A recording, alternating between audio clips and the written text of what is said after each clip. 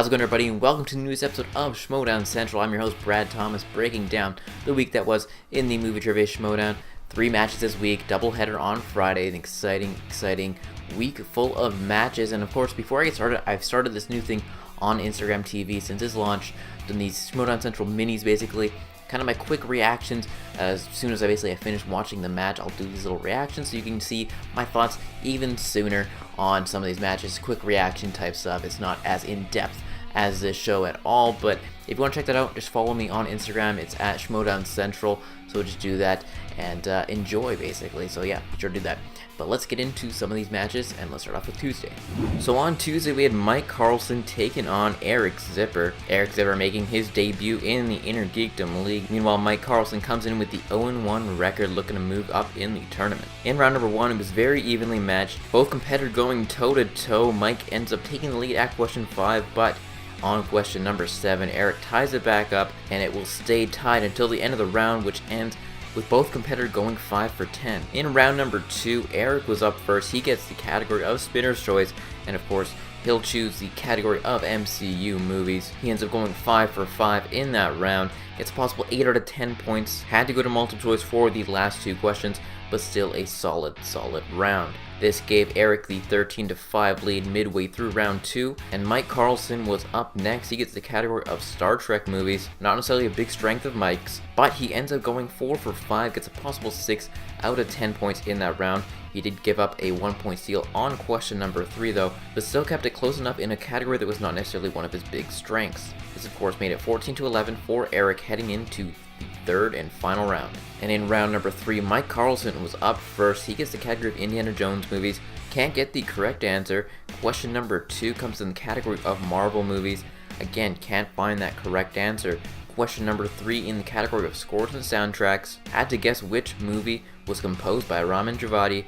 He ends up picking Thor: The Dark World, which was a solid guess, but incorrect, as the answer was Iron Man, and Eric wins it 14-11 via TKO. So Eric Zipper improves to 1-0 with the 1 knockout. Meanwhile, Mike Carlson falls to 0-2. Eric goes 10 for 15 for 67% for questions he was personally asked.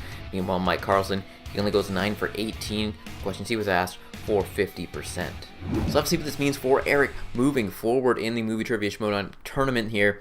Of course, he's calling out Mike Kalinowski. Of course, you've seen some of the other matches. You kind of know what's happening, but I'll keep it vague for the time being. As for Mike Carlson, well, he wants to maybe branch his wings, spread them a little bit, and just kind of go into maybe the singles division. We'll have to see if he's able to do that, because it'll be interesting to see him. He just doesn't want to be put into the box of just Innergeekdom stuff, and we'll see if that happens. Of course, before all this all happened, we had an announcement for the Collider Collision. Of course, that would be Janine the Machine taking on her partner, Stacey Howard, taking on Mark Andreyko in a triple threat match. Should be an exciting one to see. Putting these Viper Squad members up together, it'll be interesting. It'll be interesting what Jay kind of does with his group here. If he can keep them from butting heads and whatnot, that'll be interesting to see.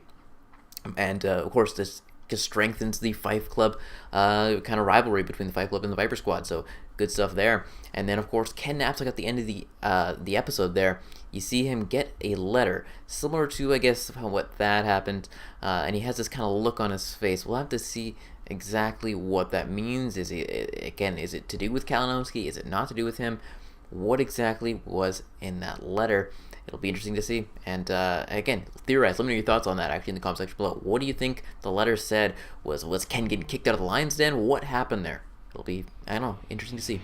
And our first match on Friday was in the team division. MODOK taking on Critically Acclaimed. Critically Acclaimed coming in with the 2-1 record with 2 knockouts, ranked number 7. Meanwhile, MODOK, they come in with the 5-4 record with 1 knockout, ranked number 5. From the get-go, Critically Acclaimed took the early lead, and they did not really let go.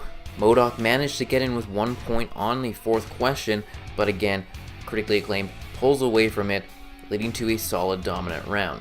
Both Whitney and William go 6 for 8 for Critically Acclaimed. Meanwhile, Matt Ashley, he goes 6 for 8 as well. Gray Drake, on the other hand, only going 2 for 8. This, of course, making it 12-8 for Critically Acclaimed heading into round 2.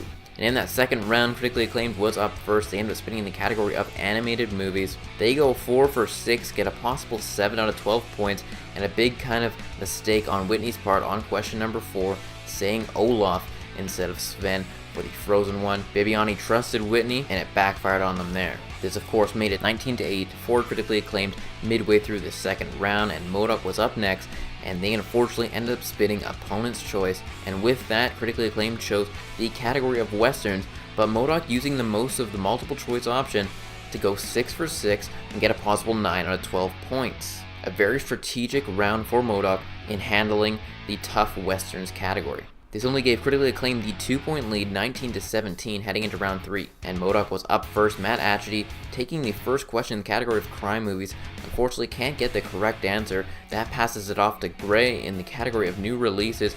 Can't find the Josh Hutcherson answer on the Disaster Artist movie there, which forces them to answer their third and 5-point question in the category of coming of age movies, and again can't find the correct answer, which was The Way Back, as Critically Acclaimed wins it 19-17 via TKO. This improves Critically Acclaimed's record to 3-1 with 3 knockouts. Each victory has been a knockout, which is very impressive. Meanwhile, MODOK, they fall to 5-5 with 1 knockout.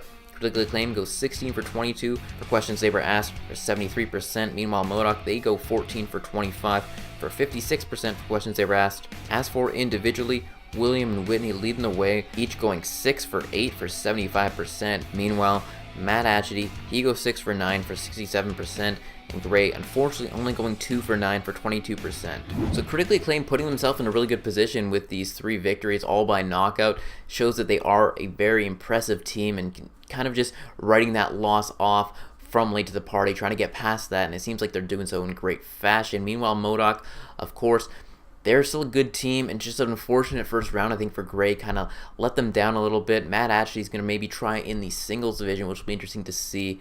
And then, of course, also interrupting the Bibiani interview there was Jeff Snyder, and, of course, they'll be taking each other on in a number 1 contender match. So that'll be another interesting matchup to see. And, again, just this match has proven that Critically Acclaimed is a team to be reckoned with. And yeah, let's see what they do moving forward. Maybe they got the Shire Wolves in their eye line there. So we'll have to see what their next opponent will be. And for the final match of the week, you had Mike Kalinowski taking on Jared Haibon. Jared coming in with the 1-1 record with the impressive 4 knockouts. Meanwhile, Mike Kalinowski, now going again by the killer, comes in with the 0-2 record. And of course, you see before the match, Kalinowski is allowed to put up a sign of the corruption, all thanks to Thad letting him do this. And again, this storyline is very interesting, and it's very fun to watch. Round number 1 was a very close, heated match for the first 5 questions, but on the 6th question, Mike Kalinowski able to take the lead, and he did not let go of that for that first round, as Mike finished going 8 for 10. Meanwhile, Jared, he goes 6 for 10. But round number 2 is where everything decided to change, and that was Jared spinning the category of Opponent's Choice. A very unfortunate spin for him, as Mike Kalinowski picks the category of Middle-earth movies. Jared ends up going 3 for 5, gets a possible 3 out of 10 points. Not really a good round that you want to get in this match, and unfortunately also giving up a 2-point steal on question number 3 and a 1-point steal on question number 5. This is, of course, giving Mike the lead 11-9 with still his own round 2 spin to go. And Mike was up, and luck was on his side as he spun the category of Spinner's Choice, and he picks the category of DCEU, and he had a very, very good round. He answers his first 4 questions correct, and to put it home, on the 5th and final question, he could knock him out if he gets the 2-pointer, having to use that repeat, but it paid off as he gets the question correct, going 5 for 5, possible 8 out of 10 points, and winning it 20-9 via knockout. So Mike getting his first win in the Innergeekdom lead, making his record 1-2 with 1 knockout. As for Jared, he now falls to 1-2 with the 4 knockouts. Mike Kalinowski only missing 2 questions, going 13 for 15 for 87% for questions he was asked. Meanwhile, Jared, he goes 9 for 15 for 60%. Just in a very fortunate set of circumstances that hit Jared, but a very impressive game by Mike Kalinowski as well. There's a lot happening post-game in this match, and I'll try to get that all broken down for you guys. But first off, Jared Haibon, unfortunate set of circumstances, could have maybe avoided that knockout had it not gone in that way. He maybe tries out singles, teams, it'll be interesting to see. But Kalinowski, post-game, initially Thad says he's going to be playing Rachel at the Collider Collision. Not the case, so reschedules that because Kalinowski says so, and basically it'll be then Rachel taking on the winner of Donica and Burnett at the Collision. But of course, that's not how it all ends. It changes, of course, and it would be now Eric Zipper will be taking on Rachel at the Collision. Meanwhile, now he'll play the winner of Donica and Burnett. Kalinowski will, at least. A lot happening, a lot of changes. I'm starting to feel like Thad Williams at the end of that video because there's just a lot of changes happening. I'm very interested to see where the storyline goes, though, because it is very interesting. So next week on the Movie Trivia Schmoedown, we got Mara Novik making her debut, taking on Koi Jandro. Should be an interesting one. Maybe Novik is the new superstar in this league. Who knows? But Jandro, of course, a veteran. He's got the experience under his belt, so we'll have to see if he can maybe get the victory there. And, of course, on Friday, we had Burnett taking on Donica. Can the former champ beat the newest Lion's Den member? It'll be a fun one, that is for sure, and a good week of Innergeekdom matchups. But as for our play of the week, that's going to be Mike Kalinowski in his second round, and in particular, the last question. Of course, he could have maybe gone to multiple choice, played it safe, but decided to take a chance, go for that question, and get it correct, and get the knockout. This, of course, capping off a very just impressive game by Mike Kalinowski overall. As for our misplay of the week, that's got to be from the critically acclaimed MODOK match, and that's going to be Whitney unfortunately saying Olaf when he was very confident that he knew the answer, of course it being Sven. That's why you always got to communicate with your partner. That's why he's your teammate, and unfortunate miss on their part, but again, they still end up getting the victory. And our player of the week has got to be Mr. Mike the Killer Kalinowski. An impressive game, starting his whole corruption campaign, manipulating Thad, and going 13 for 15 for 87%, getting that first victory by knockout in the Innergeekdom League. A very impressive showing from Kalinowski, and one to be on the lookout for moving forward in this tournament. So that does it for this episode of Schmoedown Central. Be sure to like this video. Let me know your thoughts on everything going on in the comment section below. What your thoughts are on the matches, what your thoughts on this episode, what your thoughts are on my misplay, player of the week. Love to hear it all. And of course, also, again, remember to check out my Instagram TV videos, just kind of quick reactions of it, just quick summary as they come out. Definitely check those out. I'll be trying to do this every Tuesday and Friday, so be on the lookout for those. Of course, if you want to follow me on Twitter, you can do so at 94BradThomas or at Schmoedown Cent to keep up to date everything going on in the world of Schmoedown Central. So do that as well. And of course, subscribe to the channel if you're not already subscribed to keep up with every video I put out here every week. So do that as well. Thank you guys for watching. Again, like if you're able to, and hope you enjoyed it. And until next time on Schmoedown Central, I will talk to y'all later.